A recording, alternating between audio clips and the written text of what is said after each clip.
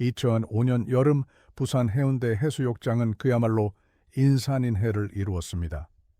자결하는 태양 아래 수천 개의 파라솔이 꽃처럼 피어났고 아이들의 웃음소리와 상인들의 외침이 파도 소리와 뒤엉켜 하나의 거대한 소음을 만들어내고 있었습니다. 30살의 싱글맘 박지연은 6살 아들 민수의 손을 꼭 잡고 있었습니다. 그녀의 얼굴에는 삶에 지친 기색이 역력했지만 아들을 바라보는 눈빛만은 따뜻했습니다. 민수는 자신의 몸만 한 빨간색 플라스틱 양동이를 껴안고 모래성을 쌓을 생각에 한껏 들떠 있었습니다. 지연에게는 이 짧은 휴가가 아들에게 줄 수 있는 세상의 전부처럼 느껴졌습니다. 모래사장에 자리를 잡고 얼마 지나지 않아 민수가 목이 마르다며 칭얼댔습니다. 지연은 아들에게 잠시만 기다리라고 말한 뒤 바로 몇 걸음 뒤에 있는 음료수 판매대로 향했습니다. 그녀는 시원한 옥수수 수염차 2병을 계산하며 단 한순간도 아들에게서 눈을 떼지 않으려 애썼습니다. 하지만 계산을 마치고 거스름돈을 받는 그 짧은 찰나, 그녀가 다시 고개를 돌렸을 때 민수가 사라졌습니다. 방금 전까지 아들이 제잘거리던 자리에는 주인을 잃은 빨간색 양동이만이 덩그러니 남아 뜨거운 햇볕을 받고 있었습니다. 지연의 세상이 무너져 내리는 순간이었습니다.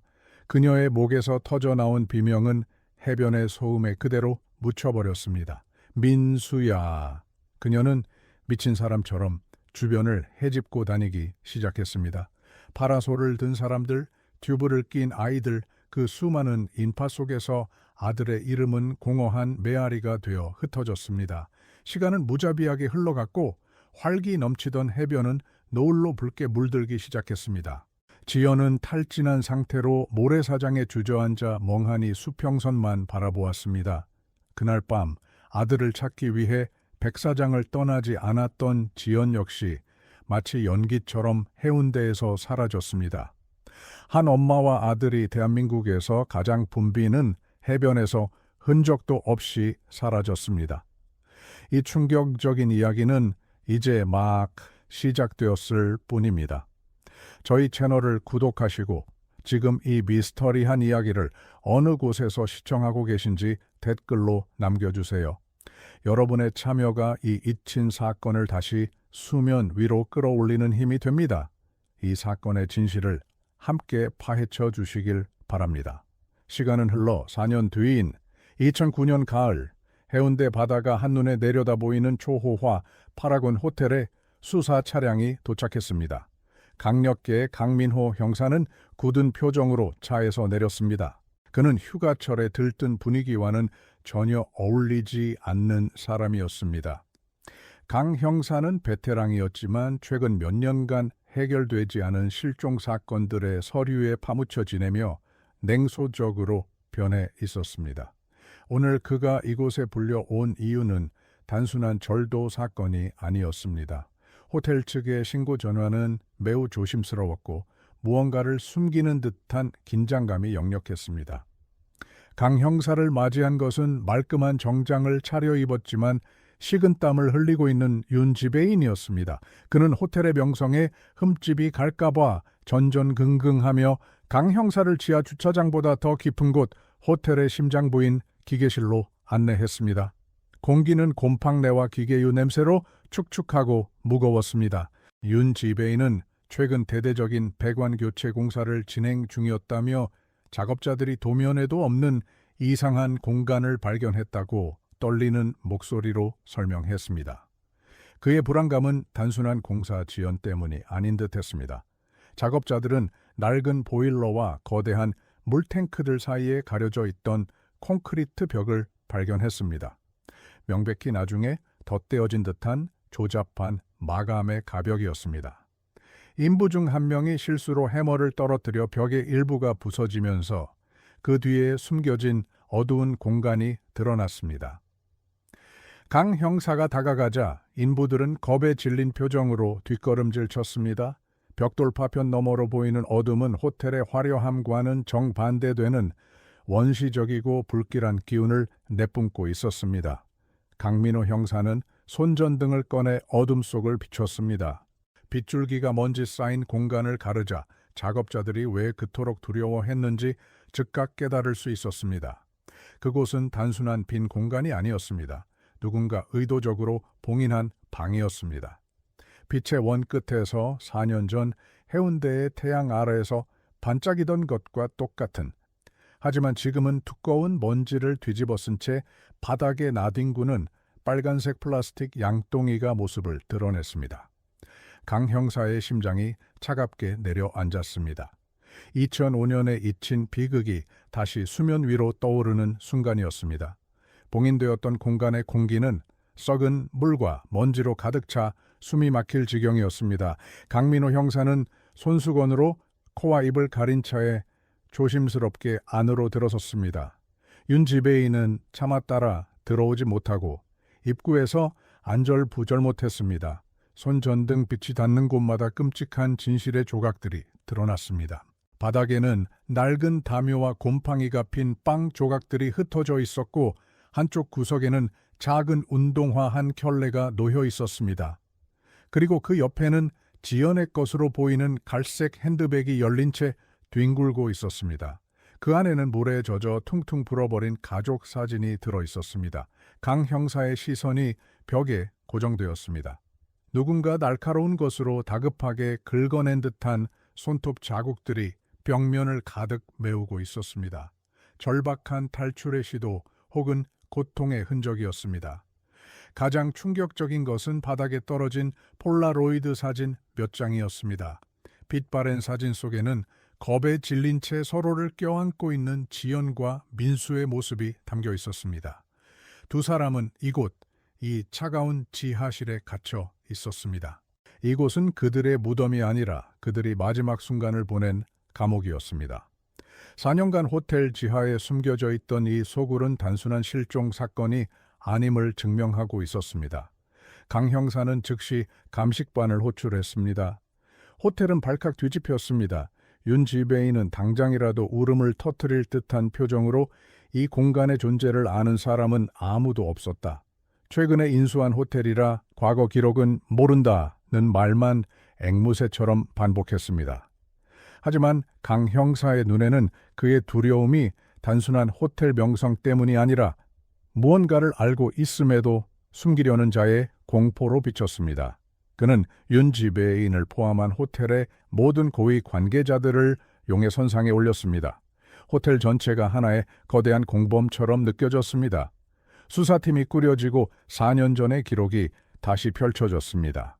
2005년 당시 수사는 단순 가출 또는 파도에 휩쓸린 사고로 성급하게 종결될 뻔했습니다. 싱글맘이라는 사회적 편견과 해변이라는 특수한 환경 탓이었습니다. 당시 사건을 담당했던 초회 반장은 증거 불충분과 여론의 무관심 속에서 좌절해야 했습니다. 강 형사는 퇴직을 앞둔 초회 반장을 찾아갔습니다. 그는 잿빛이 된 얼굴로 그들을 찾지 못한 건 내 평생의 한이라며 당시 호텔 측의 비협조가 유난히 심했다고 털어놓았습니다. 강 형사는 2005년 당시 호텔 직원 명단을 샅샅이 뒤지기 시작했습니다. 호텔의 화려한 외관과 달리 직원들의 이직률은 비정상적으로 높았습니다. 특히 지연과 민수가 사라진 직후 석연찮은 이유로 해고되거나 스스로 그만둔 직원들이 여러 발견되었습니다. 호텔 측은 관련 인사 기록 제출을 개인정보 보호라는 미명하에 교묘하게 지연시켰습니다. 강 형사는 호텔이 단순한 비협조를 넘어 적극적으로 수사를 방해하고 있음을 직감했습니다. 그들의 태도는 마치 자신들이 보호해야 할 비밀이 범인 그 자체인 것처럼 보였습니다. 강 형사는 파라곤 호텔의 과거를 파고들었습니다. 2005년 호텔은 대대적인 리모델링을 앞두고 있었고 재정난에 시달리고 있었습니다. 만약 당시 호텔 내부에서 끔찍한 범죄가 발생했다는 사실이 알려졌다면 투자는 끊기고 호텔은 파산했을 것입니다. 윤 지배인은 당시 사장의 비서실에서 근무하던 인물이었습니다. 강 형사가 이 사실을 들이밀자 윤 지배인의 표정이 무너졌습니다. 그는 나는 아는 것이 없다고 버텼지만 그의 떨리는 손은 진실이 가까이에 있음을 말해주고 있었습니다. 지하실에서 발견된 증거물 중 민수의 빨간 양동이 안쪽 바닥에는 날카로운 것으로 긁힌 듯한 글자가 희미하게 남아 있었습니다. 아저씨, 나빠. 감식반은 이 글자가 어린아이의 필체임을 확인했습니다. 범인은 아이와 접촉할 수 있을 만큼 가까운, 그리고 아이가 경계심을 풀었을지도 모르는 인물이었습니다. 강 형사는 2005년 당시 호텔에서 근무했던 모든 남성 직원들의 사진을 확보해 분석하기 시작했습니다. 용의자의 범위는 넓었지만 동시에 호텔 내부로 좁혀지고 있었습니다. 강 형사는 지연의 행적을 역추적했습니다. 플래시백 장면. 2005년 그날 지연은 해변으로 오기 전 누군가와 다급하게 통화하는 모습이 버스 정류장 CCTV에 희미하게 포착되었습니다. 그녀는 불안해 보였습니다. 혹시 그녀가 누군가를 만나러 해운대에 온 것은 아닐까요? 강 형사는 그녀가 싱글맘으로서 겪었을 경제적 어려움에 주목했습니다. 그녀가 빚 독촉에 시달렸거나 혹은 위험한 관계에 얽혀 있었을 가능성도 배제할 수 없었습니다. 하지만 지하실의 흔적들은 원한 관계보다는 사냥에 가까운 범죄임을 시사했습니다. 수사는 호텔의 거대한 벽에 부딪혔습니다. 호텔의 법무팀은 모든 자료 요청에 딴지를 걸었고 직원들에게는 함구령을 내렸습니다. 강 형사는 호텔의 방해가 단순한 이미지 관리 차원을 넘어섰다고 판단했습니다. 그들은 4년 전 그날 이 지하실에서 벌어진 일을 정확히 알고 있었던 것입니다. 강 형사는 분노했습니다. 피해자들이 저 차가운 바닥에서 죽어가는 동안 당신들은 샴페인을 터뜨리고 있었단 말인가? 그는 윤 지배인의 멱살을 잡고 외쳤지만 지배인은 입을 굳게 다물었습니다. 강 형사는 전략을 바꾸었습니다. 호텔을 직접 압박하는 대신 2005년 당시 해고된 직원들을 개별적으로 접촉하기 시작했습니다. 대부분은 이미 부산을 떠나 뿔뿔이 흩어져 살고 있었습니다. 그들 중 한 명, 당시 시설관리팀에서 일했던 김노인을 경남의 한 작은 요양병원에서 만날 수 있었습니다. 그는 폐질환으로 죽음을 앞두고 있었습니다. 김노인은 강 형사를 보자 마음속에 담아두었던 비밀을 털어놓기 시작했습니다. 그의 증언은 사건의 퍼즐을 맞추는 결정적인 조각이었습니다. 김노인의 떨리는 목소리가 병실을 울렸습니다. 그날 지하 기계실에서 이상한 소리를 들었어. 아이 우는 소리 같았지. 그는 당시 시설 과장이던 오만석에게 보고했지만 오 과장은 쥐새끼 소리라며 무시했다고 했습니다. 하지만 김노인은 며칠 뒤 오 과장이 한밤중에 몰래 가벽이 세워진 그 공간 근처에서 무언가를 옮기는 것을 목격했습니다. 그리고 며칠 후 김노인은 갑작스러운 구조조정으로 해고당했고 두둑한 퇴직금을 받았습니다. 그 돈은 입마금용이었어. 난 평생을 죄책감 속에 살았지. 오만석. 그 이름이 수면 위로 떠올랐습니다. 이연전 5년 당시 파라곤 호텔의 시설관리 과장이었습니다. 그는 뛰어난 업무 능력으로 상부의 신임이 두터웠지만 동료들 사이에서는 음침하고 폭력적인 성향으로 악명이 높았습니다. 그는 호텔의 모든 비밀 통로와 설비 도면을 꿰뚫고 있었습니다. 강 형사는 오만석이 지연과 민수가 사라진 바로 다음 날 가족 병간호를 이유로 갑작스럽게 휴직계를 냈고 이후 복귀하지 않은 채 퇴사 처리되었다는 사실을 발견했습니다. 강 형사는 오만석의 행방을 쫓기 시작했습니다.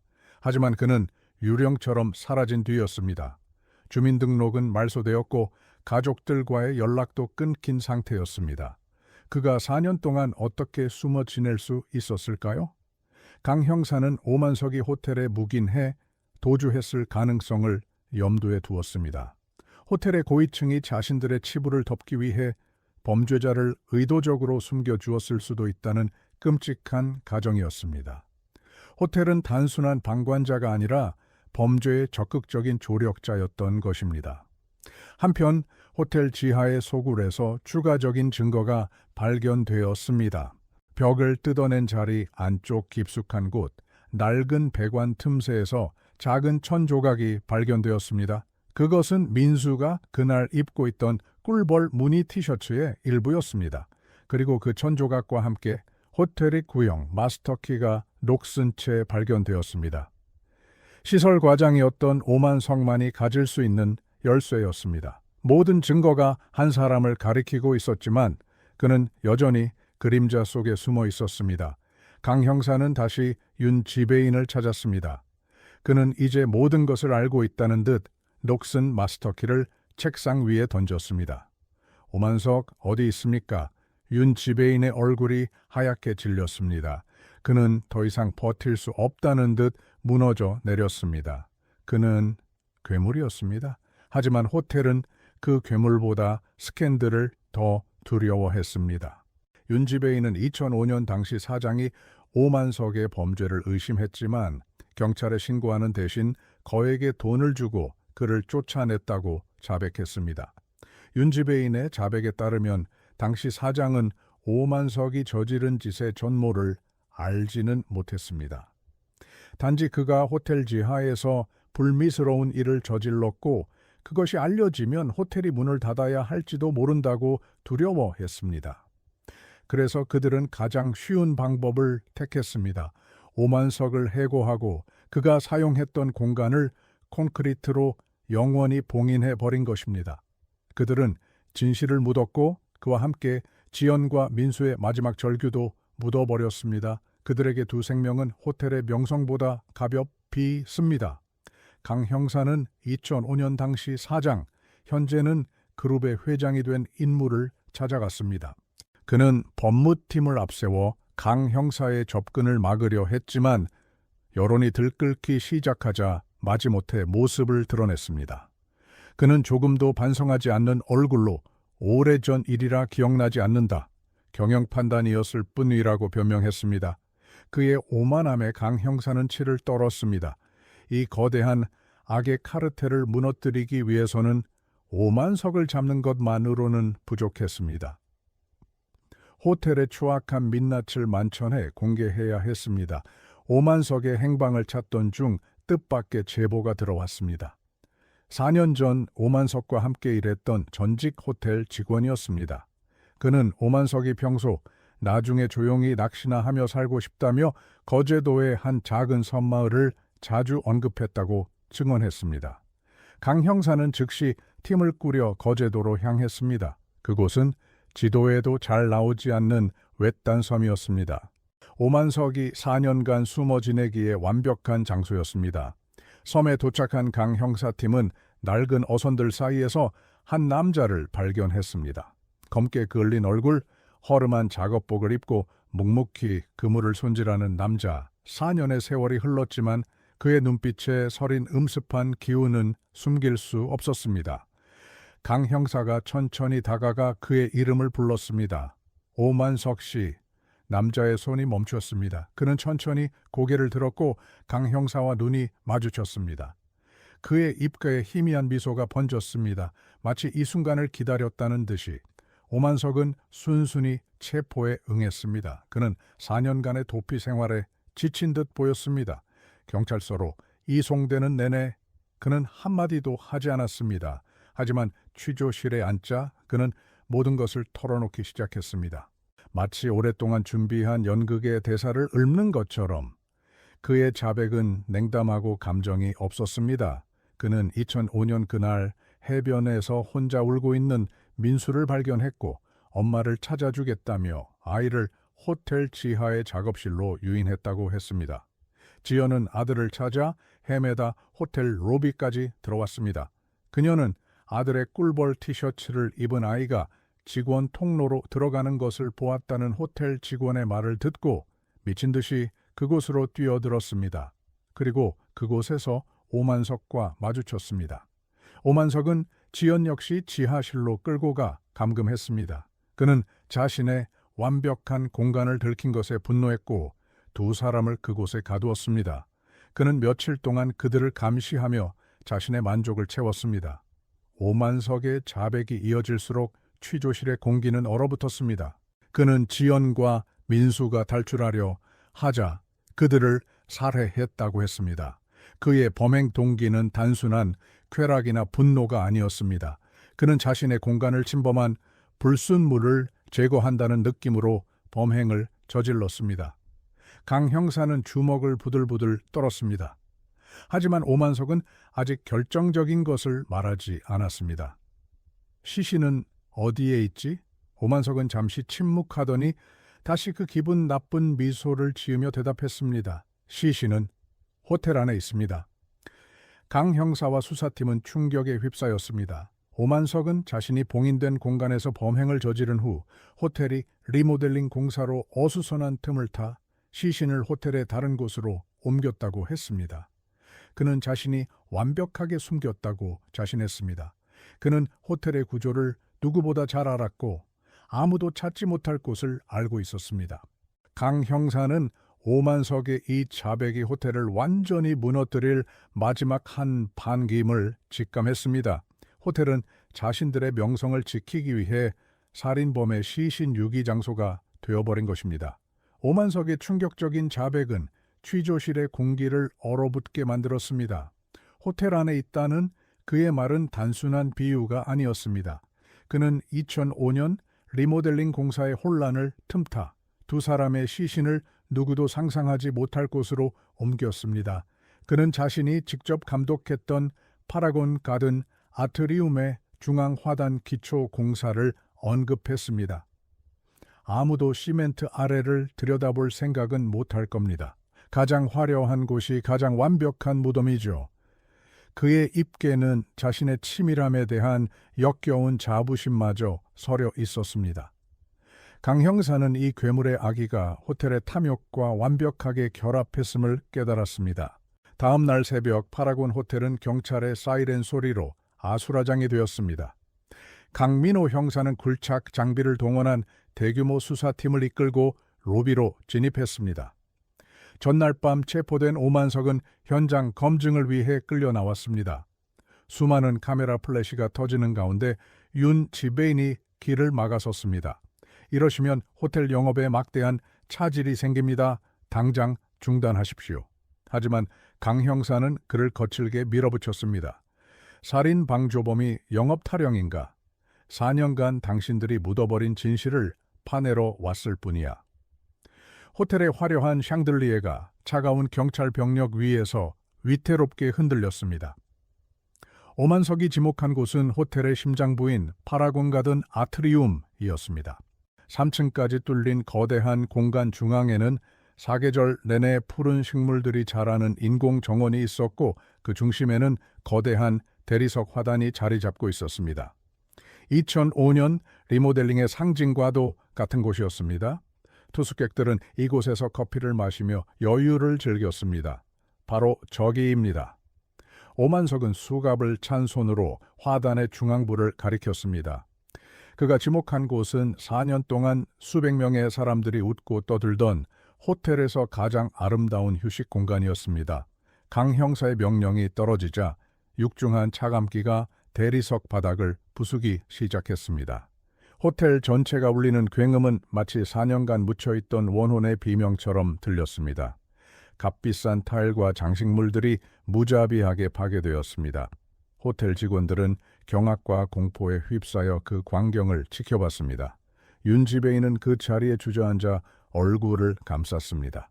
강 형사는 쏟아지는 먼지 속에서 눈을 떼지 않았습니다. 4년 전 해변에서 사라진 두 모자, 그들은 이 화려한 지옥의 가장 깊은 곳에서 단 한 번도 떠나지 못했던 것입니다. 몇 시간의 작업 끝에 깨진 콘크리트와 젖은 흙더미 속에서 작업자들의 손길이 멈췄습니다. 그들은 조심스럽게 방수포로 감싸인 무언가를 발견했습니다. 현장은 순간 정적으로 휩싸였습니다. 감식반장이 다가가 조심스럽게 천을 걷어내자 형언할 수 없는 참혹한 진실이 모습을 드러냈습니다. 지연과 민수였습니다. 두 사람은 서로를 꼭 껴안은 모습 그대로였습니다. 강 형사는 모자를 눌렀으며 터져 나오는 신음을 삼켰습니다. 4년 전 해변의 그 빨간 양동이가 뇌리를 스쳤습니다. 이것이 바로 제목이 말한 무서운 것의 실체였습니다. 시신 발견 속보는 대한민국을 뒤흔들었습니다. 강 형사는 곧장그룹 본사로 향해 2005년 당시 사장이었던 현그룹 회장의 집무실 문을 박차고 들어갔습니다. 법무팀이 막아섰지만 강 형사는 현장에서 수습된 민수의 작은 신발 한 짝을 책상 위에 던졌습니다. 당신 호텔 정원에서 이게 나왔소. 당신이 묻어버린 오만석의 범죄와 함께. 회장은 여전히 오만한 표정을 유지하려 애썼지만 그의 눈동자는 격렬하게 흔들리고 있었습니다. 나는 몰랐소. 시신까지 있을 줄은. 그의 목소리는 더 이상 위압적이지 않았습니다. 회장은 결국 모든 것을 자백했습니다. 그는 오만석이 지하에서 불미스러운 일을 저지른 것을 알았지만 경찰에 신고할 경우 호텔 리모델링 투자금이 모두 끊길 것을 두려워했습니다. 그래서 오만석에게 거액의 퇴직금을 주고 조용히 쫓아냈습니다. 그리고 오만석이 지하를 깨끗이 정리했다는 말을 믿고 스캔들을 영원히 묻기 위해 그 공간을 즉시 봉인하라고 지시했습니다. 그는 오만석이 그 정리를 호텔 정원에 했을 줄은 꿈에도 몰랐다고 변명했습니다. 하지만 그의 탐욕이 살인범에게 완벽한 알리바이를 제공하고 시신을 유기할 시간을 벌어준 것이나 다름없었습니다. 그날 저녁 파라곤 호텔 로비는 수많은 카메라 불빛으로 대낮처럼 밝았습니다. 감식반의 흰 천에 덮인 너무나도 작은 두 구의 시신이 로비를 가로질러 운구되었습니다. 4년 만에 호텔 밖으로 나가는 순간이었습니다. 강민호 형사는 경례를 붙이며 그들의 마지막 길을 배웅했습니다. 호텔의 화려한 로고와 비극적인 행렬이 한 화면에 잡혔습니다. 호텔이 지키려 했던 그 화려한 명성은 이제 대한민국 최악의 흉가가 되었습니다. 4년 전 해운대의 태양은 결국 이 차갑고 어두운 호텔의 심장부에서 완전히 빛을 잃었습니다. 파라곤 호텔그룹 회장과 윤 지배인은 살인 방조 및 증거 은닉, 사체 유기 방조 혐의로 즉각 구속되었습니다. 대한민국 최고급 휴양지의 상징이었던 호텔은 시체를 묻은 흉가라는 씻을 수 없는 오명을 쓰게 되었습니다. 예약 취소 사태와 대규모 불매 운동이 이어졌고 결국 호텔은 천문학적인 배상금과 여론의 문매를 이기지 못하고 파산 절차를 밟게 되었습니다. 언론은 연일 돈에 눈이 멀어 인간성을 포기한 기업이라며 그들의 추악한 민낯을 비판했습니다. 4년간 화려한 정원 아래 묻혀있던 진실은 그들이 그토록 지키려 했던 모든 것을 한꺼번에 무너뜨렸습니다. 오만석은 사형을 선고받았습니다. 4년 만에 박지연과 아들 민수의 장례식이 치러졌습니다. 두 사람의 영정사진 속에서 모자는 2005년 그날의 해변처럼 환하게 웃고 있었습니다. 장례식장에는 남은 유가족 대신 강민호 형사와 그의 동료 형사들 그리고 4년 전 지하의 울음소리를 외면했던 죄책감에 시달리던 늙은 김노인이 자리를 지켰습니다. 강 형사는 민수의 영정사진 앞에 4년 전 그 어두운 지하실에서 수습했던 깨끗이 닦은 빨간색 플라스틱 양동이를 놓아주었습니다. 이제라도 편히 쉬기를 바라는 마음이었습니다. 하늘은 맑았지만 장례식장을 찾은 이들의 마음은 무겁게 가라앉았습니다. 사건이 종결된 후 강민호 형사는 한동안 깊은 무력감에서 헤어나오지 못했습니다.